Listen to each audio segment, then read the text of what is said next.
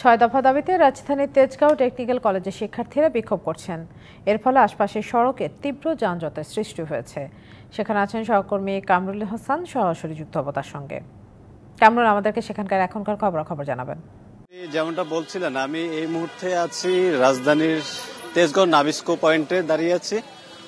এখানে সড়কে কিন্তু তীব্র যানজট দেখা দিয়েছে। এই বিষয়ে একটু জানাতে চাই, আজ দুপুর 1টায় তেজগাঁও যে টেকনিক্যাল কলেজ রয়েছে সেই টেকনিক্যাল কলেজের শিক্ষার্থীরা 6 দফা দাবিতে আন্দোলন করছেন এবং আন্দোলনের ফলে কিন্তু সড়কে তীব্র যানজট দেখা দিয়েছে। আপনি নিশ্চয়ই আমার ক্যামেরায় দেখতে পাচ্ছেন, এই রোডটি একেবারেই ব্লক হয়ে আছে। প্রায় আনুমানিক 2 থেকে 3 কিলোমিটার সড়ক জুড়েই কিন্তু এখানে যানজটটা চলছে। আপনি নিশ্চয়ই ক্যামেরায় দেখতে পাচ্ছেন, সবগুলো গাড়ি এখানে স্থবির অবস্থায় আছে। সাধারণ জনগণ হেঁটেই অনেকেই তাদের গন্তব্যে রওনা দিয়েছে এবং অনেকে অপেক্ষা করছে কখন এই জ্যামটি ছেড়ে যাবে, তারা তাদের গন্তব্যের উদ্দেশ্যে রওনা করতে পারবে, সেই অপেক্ষায় আছে। তো আমি এখানে আসার পর পুলিশের সঙ্গে কথা বলেছি, এখানে যে তেজগাঁও যে শিল্পাঞ্চল থানা রয়েছে, থানার ওসির সঙ্গেও কথা বলেছি। তারা আসলে বিষয়টি সমাধান করার, অতি শীঘ্র সমাধান করার চেষ্টা করছে। তো এই পর্যায়ে একটু জানিয়ে রাখতে চাই যে শিক্ষার্থীরা যেই 6 দফা দাবি দিয়েছিল, মূলত যে দাবির কারণে তাদের এই আন্দোলন এবং এই আন্দোলনের ফলেই আসলে যে যানজট, সেই দাবিগুলোর মধ্যে রয়েছে, তারা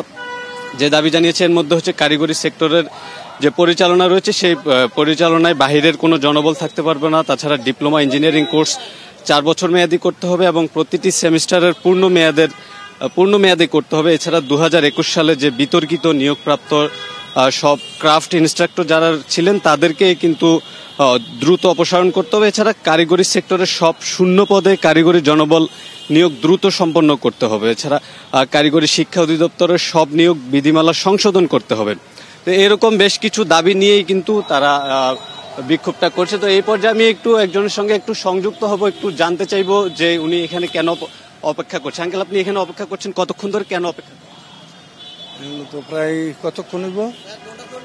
1 ঘন্টা 20 মিনিট যাবো।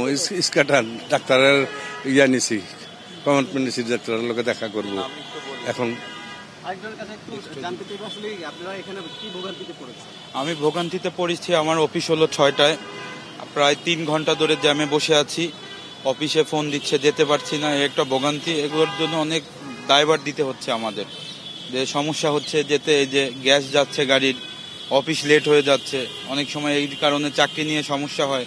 আমরা খুব ভোগান্তিতে আছি স্যার। ইশাদ, আপনি শুনছিলেন যে এখানকার একজন যাত্রী ভোগান্তির কথা জানাচ্ছিল, তিনি তার অফিসে যেতে পারছেন না, তার গন্তব্যে পৌঁছাতে পারছেন না। তো এই ছিল রাজধানীর নাবিস্কো মোড় থেকে আমার কাছে সবশেষ। ইশাদ, ধন্যবাদ কামরুল হাসান।